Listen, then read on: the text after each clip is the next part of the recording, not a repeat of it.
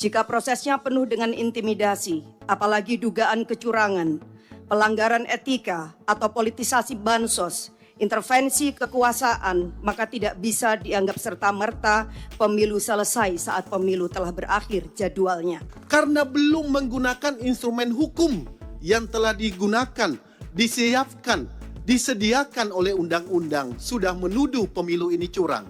Ini berbahaya sekali bagi kelangsungan demokrasi kita dan masa depan bangsa kita ke depan.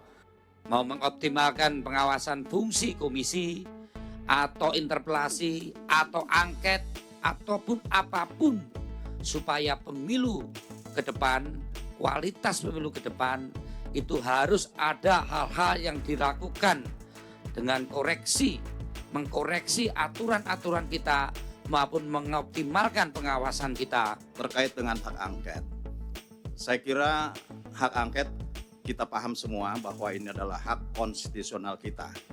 Namun apa sesungguhnya yang akan kita angketkan? Apa yang akan kita dalami? Apa yang akan kita selidiki? Perjelas dulu. Sehingga kemudian tidak serta-merta bahwa menuduh kecurangan.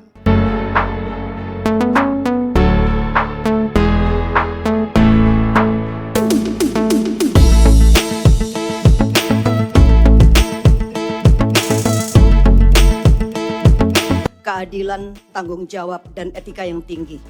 Tidak ada boleh satupun pihak-pihak yang mencoba memobilisasi sumber daya negara untuk memenangkan salah satu pihak, walaupun mungkin itu ada hubungan dengan anak, saudara, kerabat, atau relasi kuasa yang lain. Pemilu tidak bisa dipandang hanya dalam konteks hasil. Lebih dari itu, konteks proses harus juga menjadi cerminan kita semua untuk melihat apakah pemilu telah dilangsungkan secara jujur dan adil. Jika prosesnya penuh dengan intimidasi, apalagi dugaan kecurangan, pelanggaran etika atau politisasi bansos, intervensi kekuasaan, maka tidak bisa dianggap serta-merta pemilu selesai saat pemilu telah berakhir jadwalnya. Saya adalah salah satu pelaku sejarah Gerakan Reformasi 98. Sepanjang pemilu yang saya ikuti semenjak 99, saya belum pernah melihat ada sebuah proses pemilu yang sebrutal dan semenyakitkan ini, di mana etika dan moral politik berada di titik minus, kalau tidak bisa dikatakan di titik nol. Ketika para akademisi, para budayawan, para profesor, para mahasiswa, bahkan rakyat biasa sudah mulai berteriak tentang sesuatu yang dianggap ada kecurangan, maka saya kira alangkah naifnya kalau lembaga Dewan Perwakilan Rakyat hanya diam saja dan membiarkan seolah-olah tidak terjadi sesuatu. Tanggung jawab moral dan politik kita hari ini adalah mendengarkan suara yang sudah diteriakkan ataupun suara yang tak sanggup disuarakan.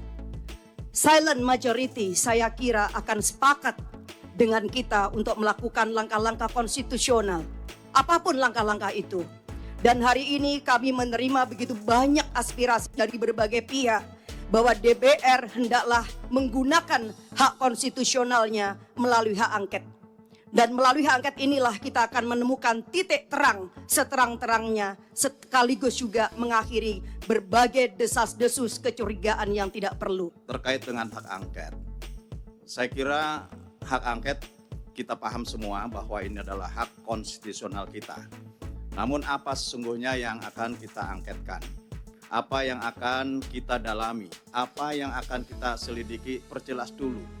Sehingga kemudian tidak serta-merta bahwa menuduh kecurangan, bahkan mendegradasi terhadap hak konstitusional rakyat, hak suara rakyat yang telah dicurahkan di dalam pemilu. Kalau brutalnya brutal di mana gitu? Karena ini yang harus didudukan kembali supaya tidak ada informasi yang bias kepada masyarakat. Oleh karenanya saya berpikir bahwa untuk persoalan ini ajukan saja hak angket apa isinya, dan tentu itu yang nanti akan kita bahas bersama. Tidak perlu membangun wacana-wacana kecurangan dan lain sebagainya. Ini adalah pemilu yang tentu juga menjadi tugas kita bersama untuk mengawal, untuk mengawasi, dan bahkan dalam perhitungan ini ya tentu kita bagaimana untuk bisa menuntaskan setuntas-tuntasnya dengan batas waktu yang telah ditetapkan. Jika ada hal lain, saya kira tugas konstitusional bisa digunakan. Namun tentu kita harus juga memperjelas kepada publik. Jangan sampai kemudian publik betul-betul tidak mendapatkan informasi yang sebenar-benarnya. Ini penting, karena DPR adalah bagian daripada pengambil keputusan di dalam pelaksanaan pemilu. Tentunya kami ikut merasakan hal-hal apa yang disampaikan kawan-kawan situasi lapangan elektoral pemilu kemarin. Kalangan rohaniwan, kalangan budayawan, kalangan cendekiawan menyerukan hal-hal yang perlu kita cermati betul untuk pemilu, pilkada maupun pemilu ke depan. Untuk itu pimpinan, kami berharap pimpinan menyikapi dalam hal ini. Mau mengoptimalkan pengawasan fungsi komisi atau interpelasi atau angket ataupun apapun supaya pemilu ke depan, kualitas pemilu ke depan itu harus ada hal-hal yang dilakukan dengan mengkoreksi aturan-aturan kita maupun mengoptimalkan pengawasan kita sebagai anggota legislatif yang tidak ada taringnya, yang tidak ada marwahnya di dalam pelaksanaan pemilu kemarin. Dan karena itu saya ingin mengingatkan, jangan sampai respon dari teman-teman yang tidak siap kalah menunjukkan dalam sejarah kita merupakan respon terburuk sepanjang pemilu reformasi ini. Kenapa demikian? Karena belum menggunakan instrumen hukum yang telah digunakan, disiapkan, disediakan oleh undang-undang sudah menuduh pemilu ini curang. Ini berbahaya sekali bagi kelangsungan demokrasi kita dan masa depan bangsa kita ke depan.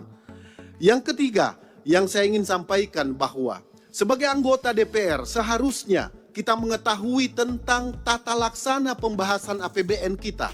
Menyangkut program makan siang gratis adalah program yang dinantikan oleh banyak sekali masyarakat di Indonesia. Itu tentunya harus dimulai dari usulan pemerintah melalui KEM PPKF, melalui RKP, dan seterusnya. Dan itu memerlukan waktu dan tahapan dalam pembahasan. Sehingga kita tidak perlu terpengaruh menyangkut alokasi, relokasi dana BOS dan seterusnya. Karena justru kita bisa mendistorsi edukasi di tengah-tengah masyarakat.